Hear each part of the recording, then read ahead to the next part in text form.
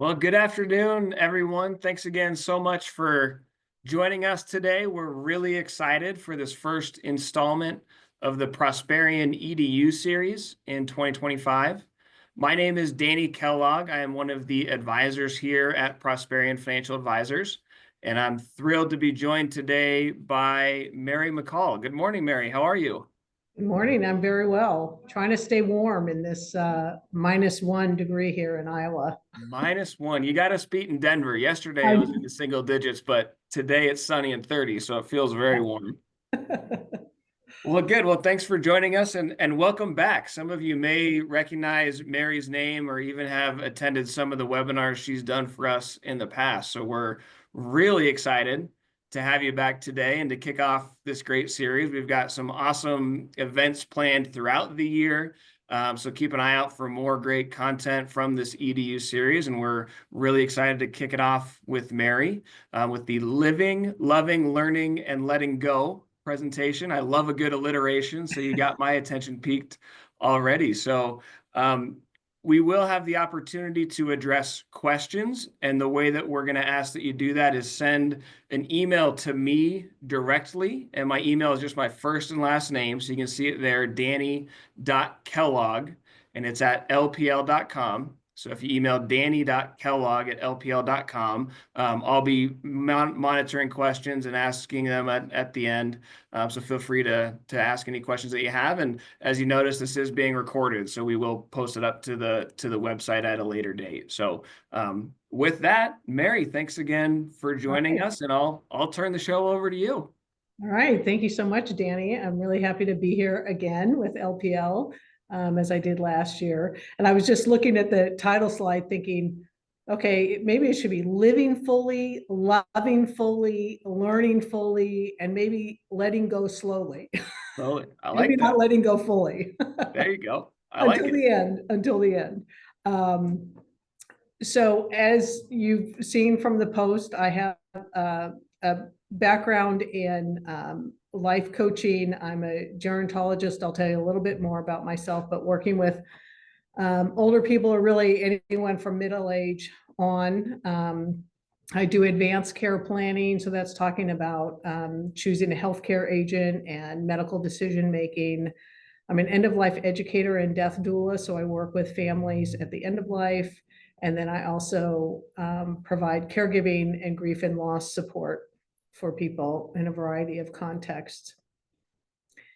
Today, I'm going to give you a little bit about background and why I do what I do, the values-based framework and approach that I use, because I think that working with people should be highly individualized, and what is important to people, thinking about how values can be applied to decision-making across one's life to live most fully and authentically.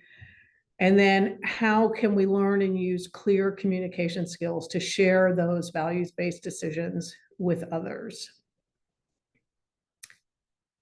I come from a large religious family. I have had 12 brothers and sisters, lost some of them to cancer, but very much grounded in my parents' values around social justice and community service.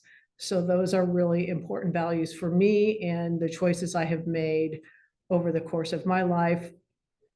I earned a PhD in human development and aging from UC San Francisco many moons ago now, and really take a lifespan development approach to issues that we face at different stages and ages of our life. But I have been focusing for all of my career on people at the later stages of maturity and end of life. I've had several different aspects of my career. I spent most of it in higher education. I was a college professor in developmental psychology with a specialty in aging. I also did diversity and equity training, and always working with individuals and families around mid and late life issues and communication. More recently with advanced care and end of life planning and support. And then a whole other aspect of me was research and design and data analysis consulting I was part of an international research group for about 25 years. So I've taught internationally and done research and consulting, the main countries being in Japan, Sweden, and Germany, which gave me a much broader perspective also on aging and also end of life choices.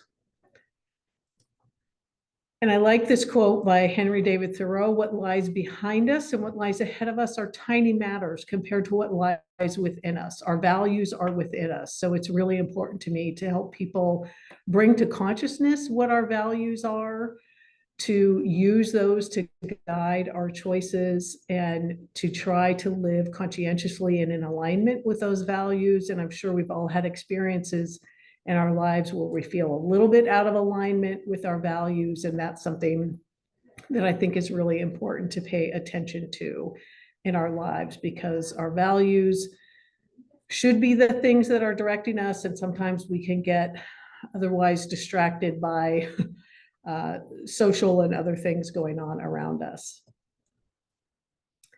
And the approach I use is based on the values framework that was developed by Brian P. Hall, whose quote here is that values are the ideals that give significance to our lives and that may be reflected through the priorities we choose and that we hopefully act on consistently and repeatedly. There's a great book by Brian Hall called Values Shift, where he outlines his whole model and gives example of how our values get manifested both in our personal lives and in our organizational work lives. Our values come from our worldviews, which come from different life experiences that we each have. Again, so highly individualized.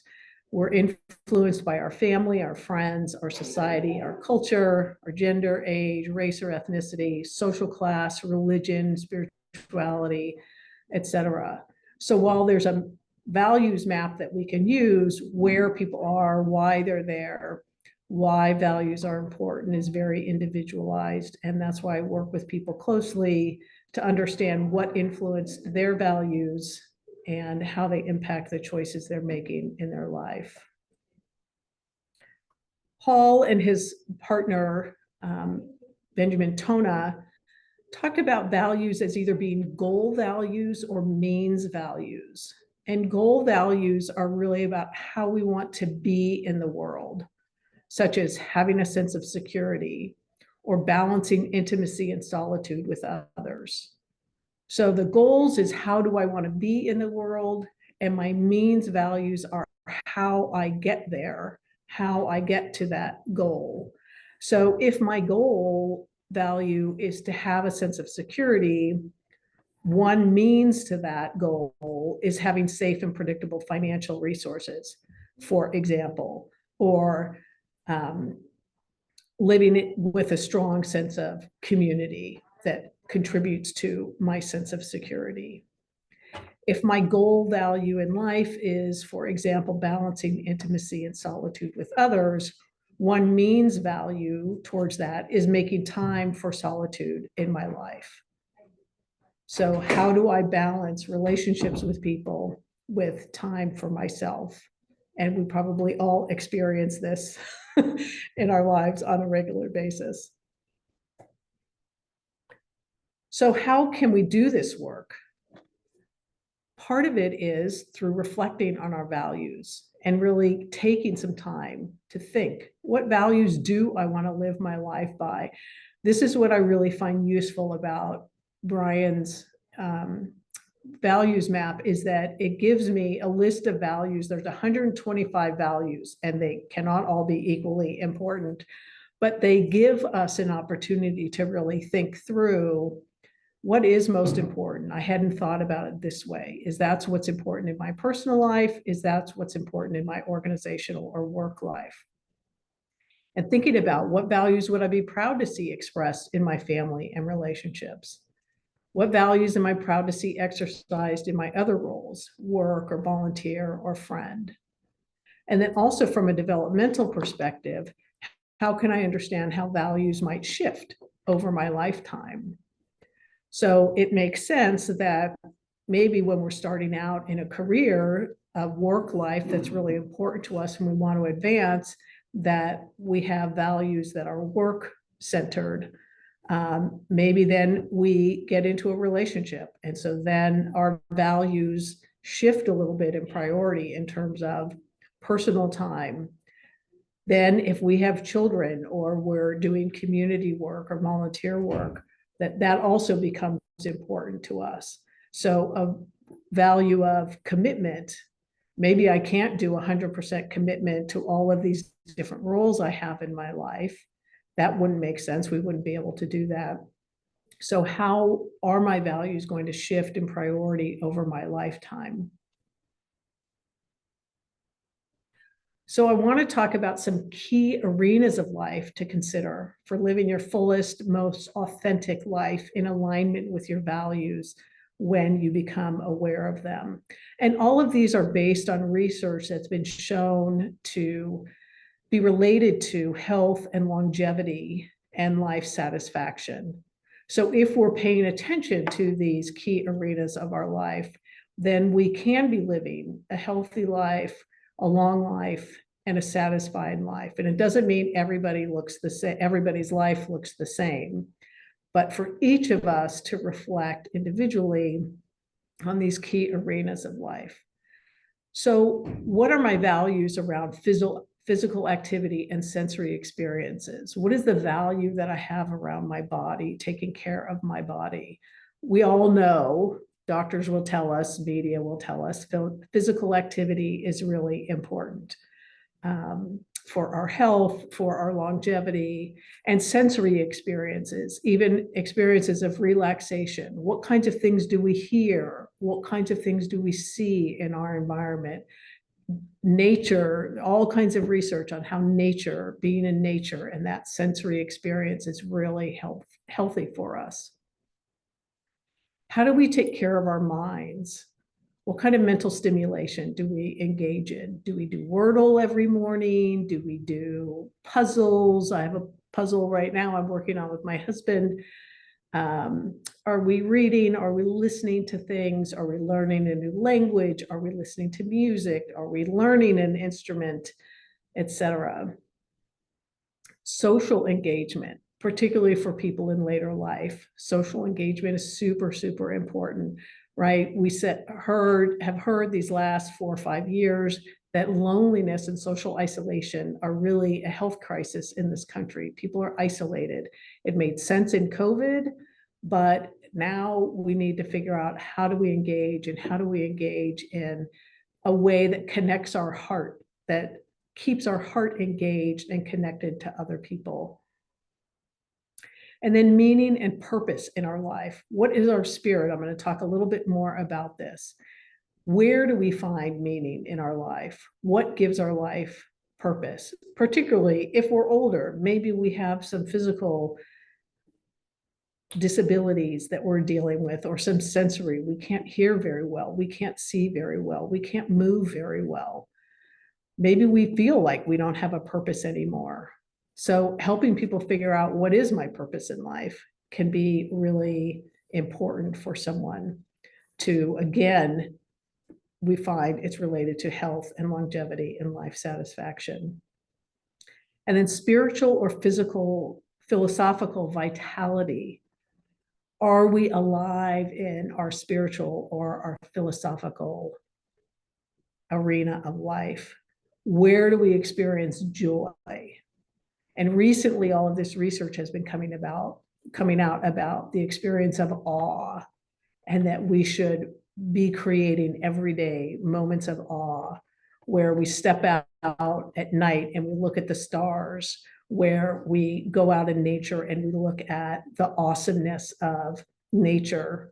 In Denver, you have those awesome mountains. I used to live there. I miss the mountains very badly in my own experience of awe. But now, fortunately, I live a little bit in the woods, and so I can have that experience. But sometimes just even people watching and watching kindness that people can give to each other can give us an experience of awe as well. But that's a really important physiological and biochemical experience that we have, along with joy, that is really good for our bodies and our spirits. So I organize this around living, loving, learning, and letting go, and thinking about how do these things evolve and change over the years.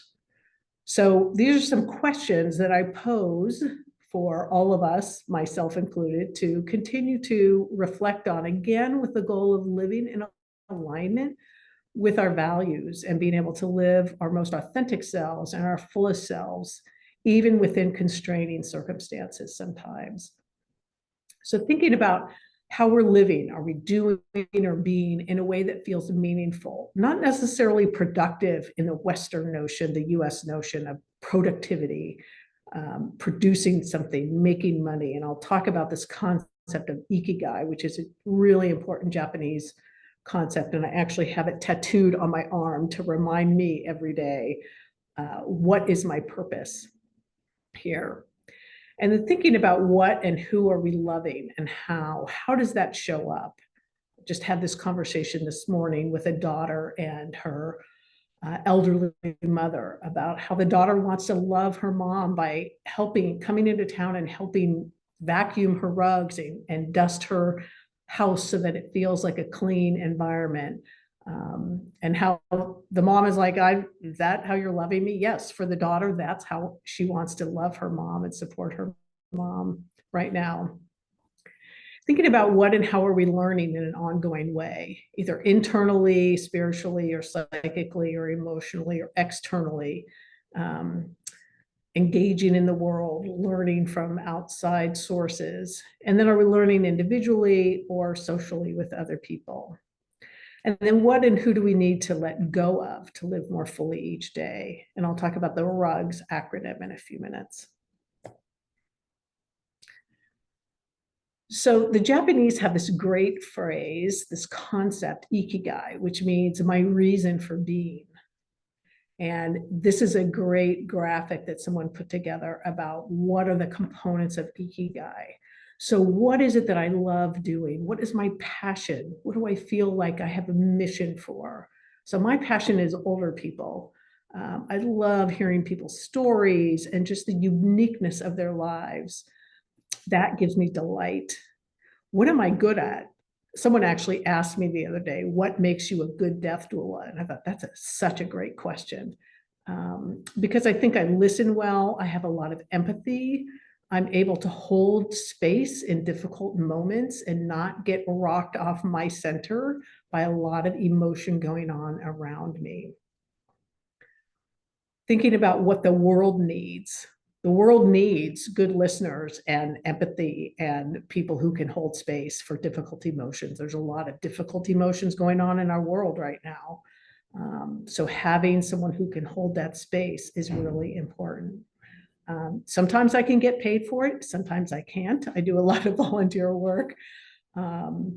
So I encourage you, when Danny posts this, to go back and look at this. You can also look it up online, and to reflect for yourself about where do you fit in with this, the things that you're doing. Are they serving this concept of ikigai, or is the choices you're making and what you're doing really not in alignment with that?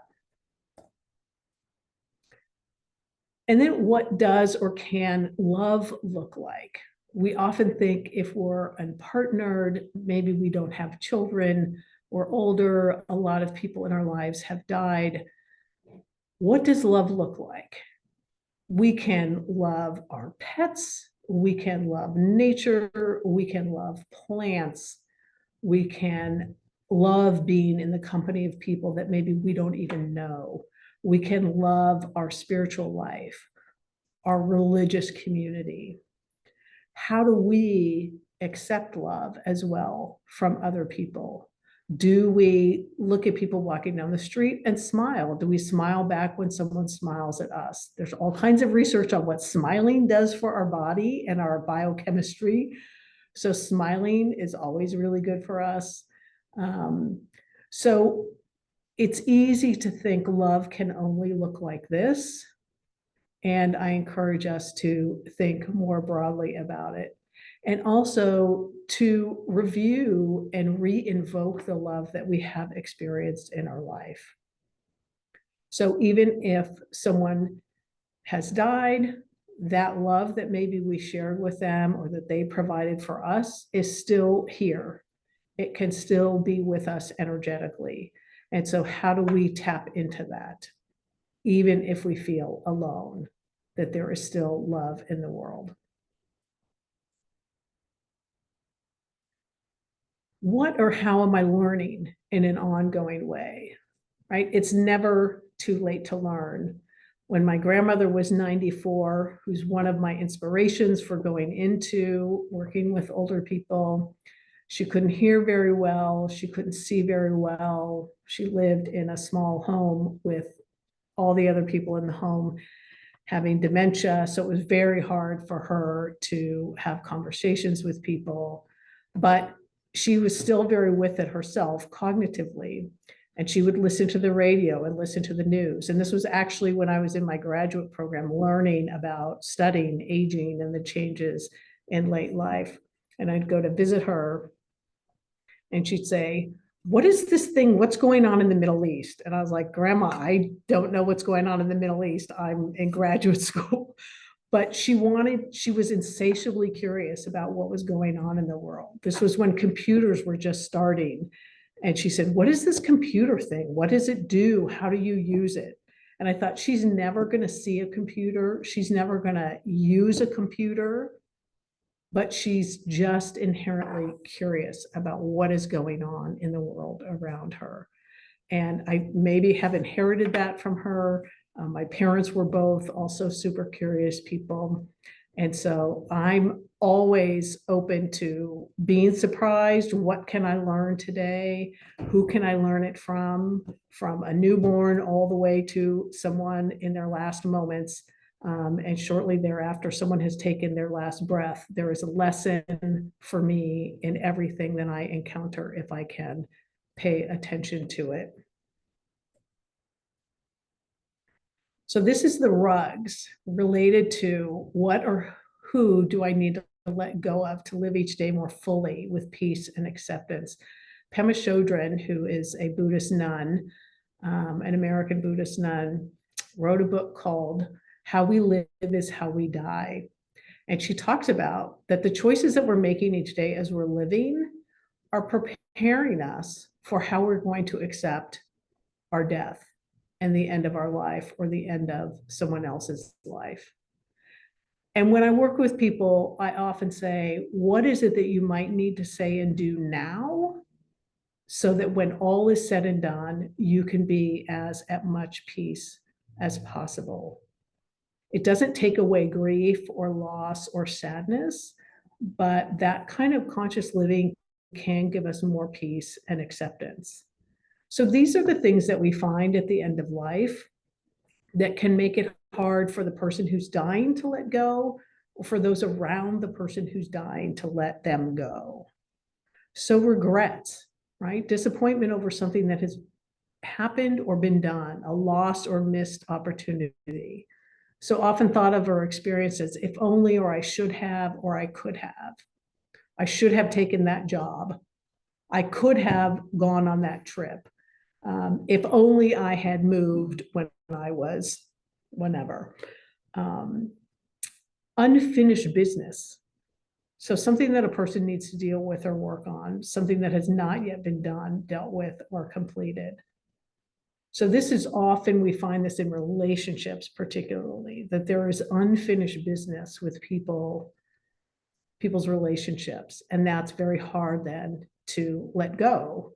Either if my dad is dying, I want him to apologize for being absent, or he feels guilty about being absent from my life. It could go either way. So part of the work I do as a death doula is helping people think about and work through as much as possible any of these things. And I'll talk in a minute about how we do that. People also hold on to guilt, right? Often experiences I did something bad. So we can feel guilty after doing something that maybe we think we should not have done. Shame, on the other hand, is a self-conscious emotion that really is tied to a negative evaluation of ourselves. that is experienced as I didn't do something bad, but I am a bad person because I did that. So in working with these rugs, regrets, unfinished business, guilt, and shame, which we can do really at any point of our life, but I do it most often with people who are at the end of their lives. Thinking about, are there conversations that you would have wanted to have with someone? Can you have that conversation with me instead? Maybe that person is already gone. Maybe you're not going to have the opportunity to have a conversation with that person. What would you want to say to them? Why don't you say it to me? Because even speaking those things out loud is some degree of letting go and addressing them. Sometimes I help people write letters. Sometimes I help people have those conversations. Sometimes it's a matter of helping someone see around their guilt and shame that they can forgive themselves, right? We are all worthy of forgiveness. We are all human. We all make mistakes. And so how can we work with these things now and throughout our lives so that they're not piling up and they're really sitting with us on our deathbed? That's part of the work I try to do with people. So I remind people, you are not what has happened to you. You are more than the worst thing you have ever done. Every saint has a past and every sinner has a future. And at every stage of our lives, I encourage people, right, to not let our past rob us of our present and our future. Doesn't matter what we've done in the past, it matters what we're doing now and what we do in the future. And if we can go back and make amends, let's figure out how you might be able to do that if that's what you need to do. And how people make amends can be done in a variety of ways. So in applying these ideas to decision making, it's important, again, to reflect on our values, to try to articulate our values, to bring those unconscious values to our conscious awareness through identifying and articulating our values. And then we can more clearly and intentionally make decisions that support and enact those values for us. It doesn't mean that it's not hard at times and that we might have conflicting values, right? Oftentimes I'm working with people, someone needs care. So, okay, what are my options for assisted living, for memory care? But the reality is there's financial constraints. So what is this conflicting value between I want the best care for myself or my loved one, and I don't want to go bankrupt? So those are important because financial and a sense of security is important to me as well. So here's a couple different situations, right? Creativity is needed in living out our values. So couples trying to decide what they want to do in their retirement, they have different ideas about how they're going to spend their time and their money. One partner is concerned about long-term potential expenses for healthcare, so they want to save and be more frugal, while the other one says, hey, let's have fun while we still can. That fun costs money. So how can they articulate their values and common priorities? How can they learn about their goal values and then figure out their means values in meeting those goals, both individually and collectively? A young couple has a child, that child has special needs. Now that couple is facing what's important. How do we make decisions about where we're going to live, where support services are for our child, what kind of educational system is available to people? Do we move to another place because that's going to be best for our child? Do we stay where we are close to family because that's a lot of support that would be provided to us?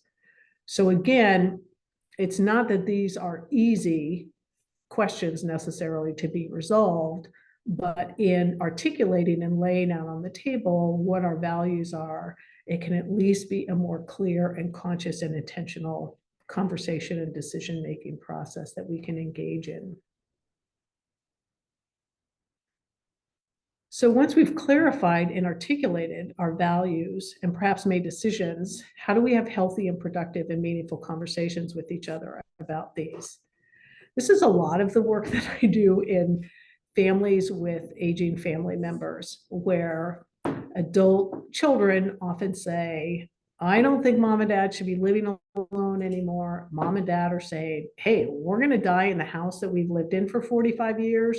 So you may not like it, but this is what's important to us. The kids are saying, but what's important to us is your safety and security. So these are ongoing conversations that I engage in on a regular basis. So here I call my top 10 general communication strategies. We want to use I statements, speak for ourselves and from our own experience. State the topic you want to discuss and why using I statements. Mom and dad, I'm concerned about some of the aspects of your life at home, and I'd like to have a conversation about those concerns and hear how you're thinking about them and addressing them. So I'm stating my concern, not saying what they should do. Asking if this is a good time to talk about this topic, or ask when we could schedule a time to do so. Oftentimes it's helpful to have a conversation about how we're going to have that conversation before we dive right in. So today might not be a good day, maybe this weekend, maybe next week, but trying to get clear. Being clear about my concerns and that they're my concerns, they may not be the concerns of mom and dad. Being clear about what you're asking of someone and be prepared for them to say no or offer something other than you were hoping for. This is a very close to home example for me because my mother, God rest her soul, had a very hard time being clear about what she was asking of me. And so I always felt like I was playing 20 questions. Did you want this? Do you want this? Should I try this? So I've said to my kids, my commitment to you is that I'm going to try to be as clear as I can be about what I'm asking. And then you could say no, or maybe you can offer something else than I'm asking for, but at least I'm going to try to be clear so that they're not trying to guess what is it that I want. If someone is asking something of you, don't be afraid to say, I'll have to think about that for a while. Can I call you back or talk to you tomorrow or whenever a specific time is to check in? This is a way to also kind of disengage sometimes from a really emotional response or reactive response that we might have to someone, is to just give ourselves some and that person some buffer. Always end by asking the other person if there's anything else that they'd like you to know about the thing you're talking about. And if need be, schedule another specific time to continue or start the conversation. Thank the person for having the conversation with you, and then take a deep breath and give yourself credit for having a good or maybe better conversation with this person. People often ask me, okay, so I want to talk to mom and dad about maybe advanced care planning or end of life, and they don't want to talk about it. That's okay too. People have the right to say, no, I don't really want to talk about it. We can go back to, is there something that you want to ask of them? So I say, Mom, I know it sounds like you're pretty clear. You don't want to talk about this. Here are the things that would be helpful for me to know about how you feel about this. We don't have to talk about it. If you could write it down and put it someplace that I know where it is, so that if you're in the hospital and you're in the ICU, that I would know what your wishes might be. So maybe we don't have a conversation about it, but they can write it down for you. And maybe they won't even do that. And then the reality is you're going to show up in the ICU and you're going to be making decisions without really knowing what your mom might have wanted. And that's part of life.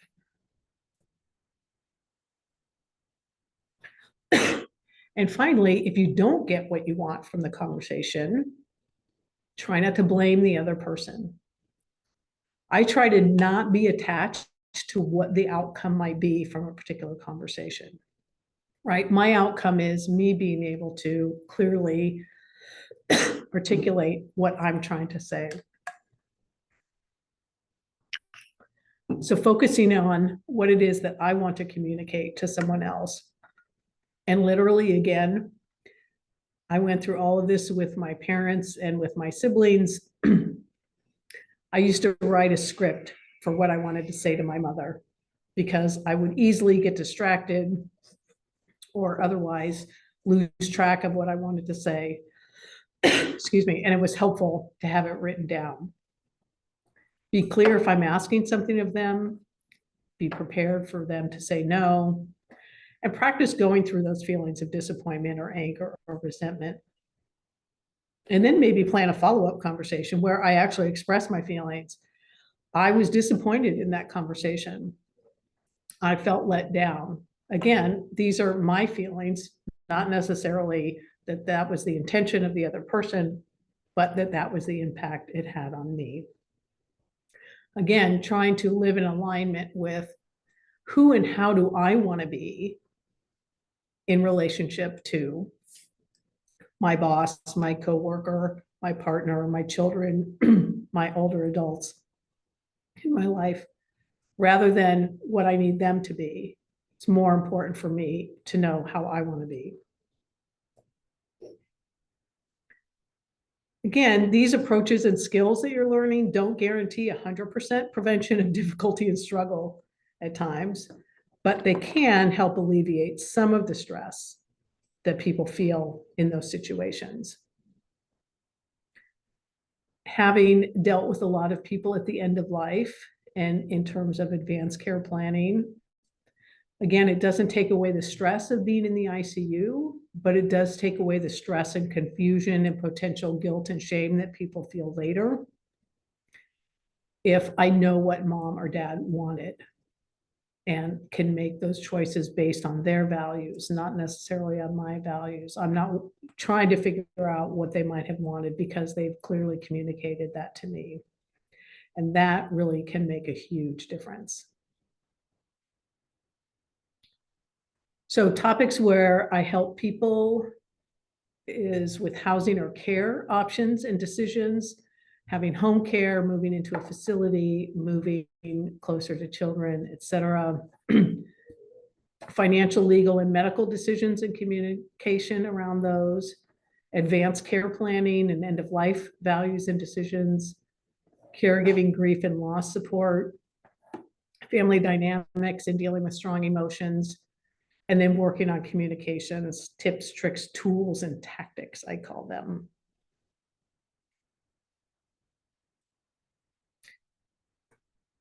So I do this work in all kinds of settings, and here's my contact information. And if there's questions or comments, you can send them to Danny, and I'd be happy to respond. Thank you so much.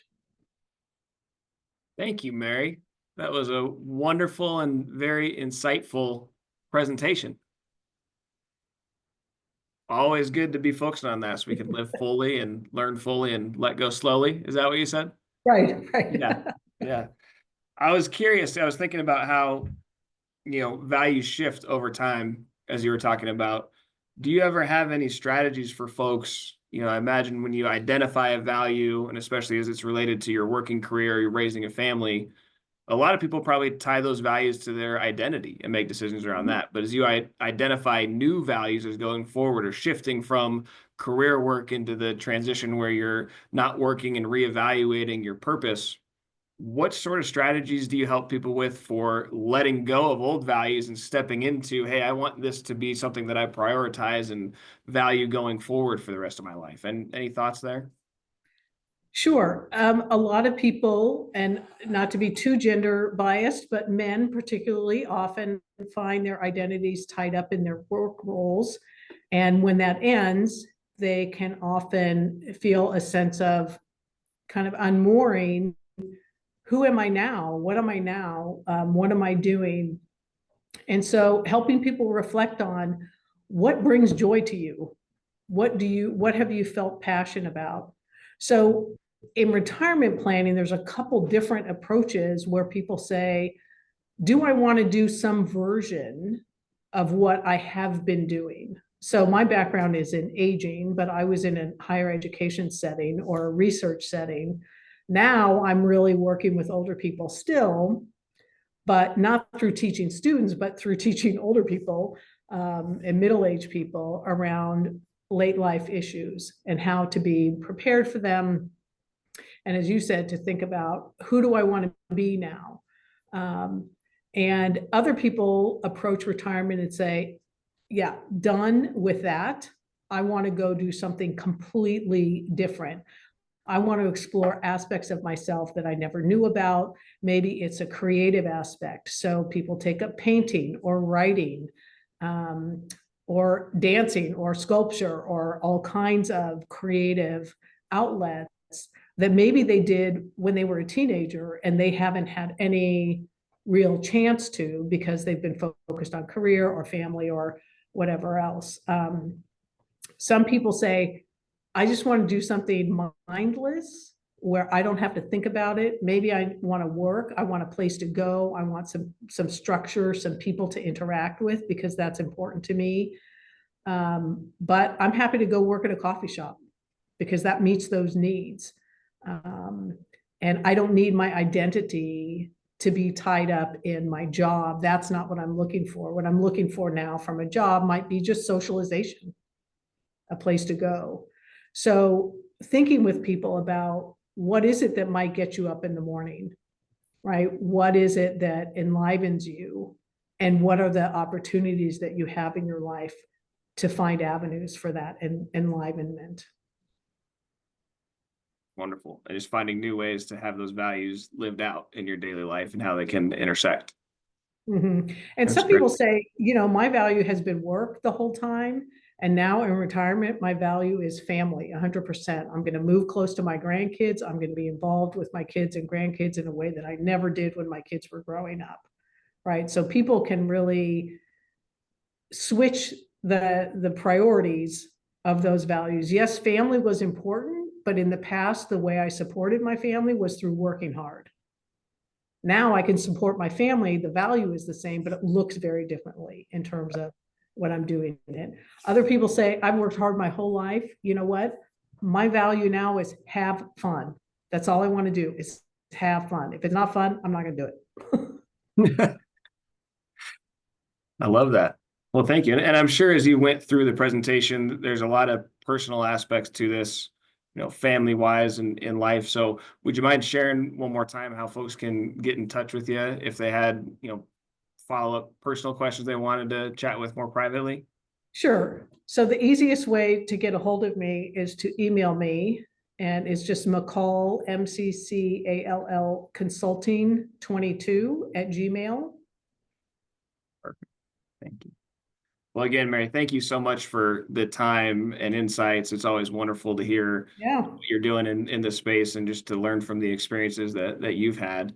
As I mentioned, this is the first in the series, so keep an eye out for the invite for our next Prosperion EDU event. It's happening in April. It's scheduled for the 17th, and we're going to tackle the topic of taxes and how you can master getting ready for tax season. So our expert speaker there will be Michelle Koenig. So keep an eye out for those invitations. And thank you again all for joining today. We really appreciate it. And keep an eye out for the recording of this presentation to be sent once we have it all approved and ready to go. So Mary, thank you so much. Really Thank appreciate your you. time. Have a Thanks, great day, everyone. Take everyone. care. Take care.